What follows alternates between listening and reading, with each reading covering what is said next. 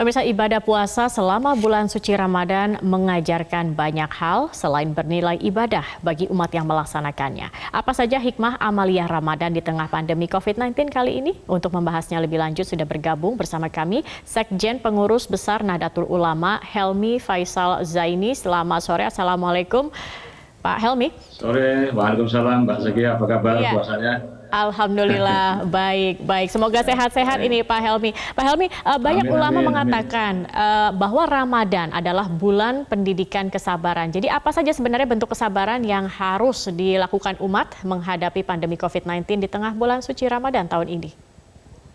Ya, Ramadan itu sendiri kan berasal dari bahasa Arab yang artinya pembakaran. Ya. Jadi Imam Ghazali dalam Ihya Ulumuddin itu membagi 3 level puasa, kelas-kelas puasa, itu makom-makom berpuasa. Yang pertama yang disebut dengan shaumul umum, puasanya orang awam. Ya. Kemudian yang kedua adalah shaumul khusus, puasa yang khusus. Ya. Kemudian yang ketiga adalah shaumul khususil khusus, yaitu puasa orang-orang istimewa. Nah, puasa yang awam itu adalah mereka yang hanya menahan lapar dan haus saja. Ya mungkin kita semua di level ini jangan-jangan ya. Nah, sementara puasanya orang yang awam ini, ya, mereka tidak bisa menahan diri dari mulutnya, berkata-kata buruk, dari perbuatannya. Ya, kita prihatin misalnya di Pangkep ada anak penjual kue, ya. Rizal kemudian mendapatkan bullying dari 8 pemuda. Itu kira-kira kalau 8 orang itu berpuasa, ya dia hanya menahan lapar dan haus saja. Ya. Nah, kemudian puasa yang disebut dengan shaumul khusus, puasa yang khusus itu adalah mereka yang bukan hanya menahan lapar dan haus, tetapi juga menjaga perbuatan-perbuatannya. Ya. Tidak mencuri, tidak berkata-kata yang kotor, tidak bullying, tidak menyakiti sesama. Ya. Jadi ini adalah puasa yang tentunya istimewa. Ya. Dan mereka juga menjadikan momentum bulan puasa ini untuk berbagi. Kita merasakan dari pagi ya, hingga tenggelamnya matahari kita perut dalam keadaan lapar.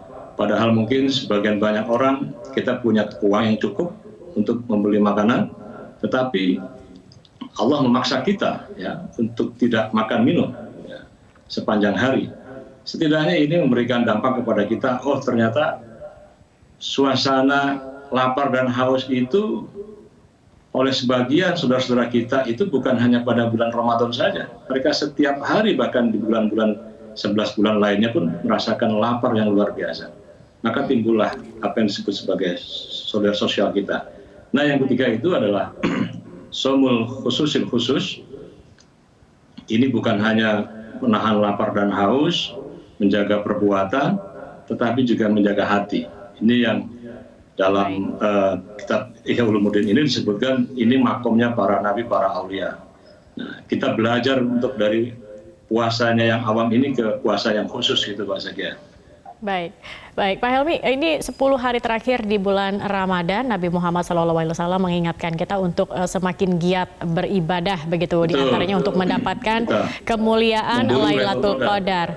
Betul. Nah, apa saja sebenarnya bentuk amalia Ramadan yang bisa kita lakukan di hari-hari terakhir Ramadan ini agar supaya kita juga bisa makin mempertebal iman kita? Ya, dalam Quran disebutkan Lailatul Qadri khairun min alfi syahr. Malam turunnya Qadar, Quran itu adalah malam yang lebih utama dari 1000 bulan. Jadi kira-kira 1000 bulan itu ya 80 tahun lebih ya, jadi sepanjang umur kita lah kira-kira. Nah, barang siapa yang pada malam itu ya, taqarrub kepada Allah dengan membaca wirid, membaca doa dan seterusnya, mendapatkan malam istimewa itu, maka dapat mendapatkan penghapusan dan mendapatkan kemuliaan yang luar biasa. Nah, para ulama, jumhur ulama, kebanyakan para ulama itu meyakini beliau itu sudah memberikan tanda-tanda ya. Kalau misalnya puasa itu dimulai pada hari Jumat seperti Ramadan tahun ini, maka banyak alamat-alamat yang menunjukkan jatuhnya Lailatul Qadar itu adalah pada malam-malam ganjil di 10 hari terakhir. Ya. Jadi marilah kita semuanya, ya, toh kebetulan kita semuanya sedang melakukan stay at home, ya. Mari bersama-sama memperbanyak, ya. Bulan Ramadan ini disebut juga sebagai Syahrul Quran, kita banyak membaca Quran. Kalau kita tidak bisa satu khataman, membaca surat-surat pendek juga tidak ada masalah, ya. Dan mari kita berbanyak membaca wirid, membaca sholawat, membaca istighfar, ya. Mudah-mudahan kita semuanya menjadi orang-orang pilihan yang mendapatkan malam yang disebut sebagai khairu min alfi syahr, malam yang lebih utama dari 1000 bulan. Baik, Pak Helmy, terakhir mungkin apa sebenarnya hikmah yang bisa kita petik begitu dari pandemi corona yang kita alami saat ini, terutama kita sekarang ini merasakannya pada saat bulan Ramadan, kemudian pada saat nanti Idul Fitri juga pasti ini akan berbeda gitu. Kemudian adakah imbauan dari PBNU terkait dengan malam takbiran, sholat Idul Fitri mendatang? Pak Helmy, silakan. Ya. Saya kira para ulama di NU telah mengambil satu keputusan, ya, sebagaimana juga merunut beberapa ulama-ulama internasional seperti Grand Sheikh Al-Azhar misalnya, kemudian para syekh di Saudi Arabia yang juga penyelenggaraan sholat tarawih yang selama ini di dua Masjidil Haram, baik di Makkah maupun di Madinah, selama pandemi ini tidak dibuka, ya. Maka hikmah yang paling penting adalah bagi kita, Allah telah memaksa kita semua untuk stay at home. Maka kembali kepada konsep ajaran Nabi, apa yang disebut sebagai konsep baiti jannati, rumahku adalah surga bagiku. Mari kita perbaiki hubungan kita, ya, quality time bersama anak kita, istri kita, suami kita, keluarga kita, sanak famili kita, dan seluruh muhasabah, ya, upaya kita untuk melakukan refleksi di dalam keluarga ini, saya kira ini akan menjadi modal besar bagi terbentuknya apa yang disebut sebagai kohesi sosial dalam interaksi ataupun hubungan sosial masyarakat di masa-masa yang akan datang.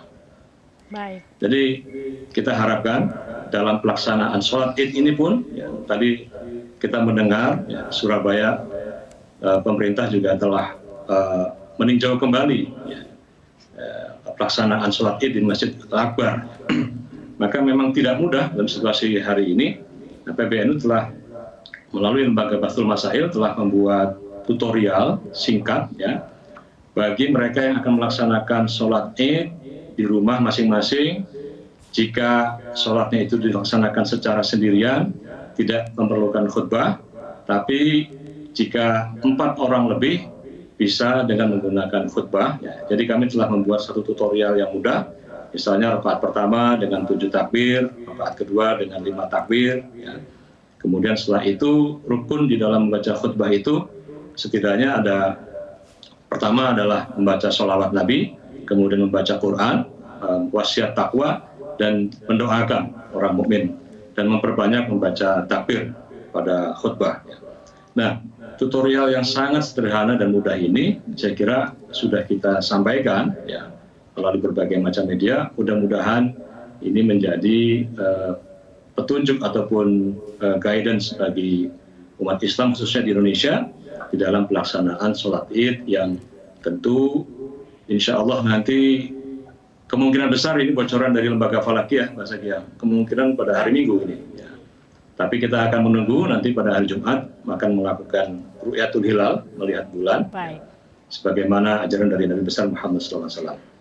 Baik, terima kasih banyak Pak Helmy Faisal Zaini, Sekjen Pengurus Besar NU sudah bergabung bersama kami.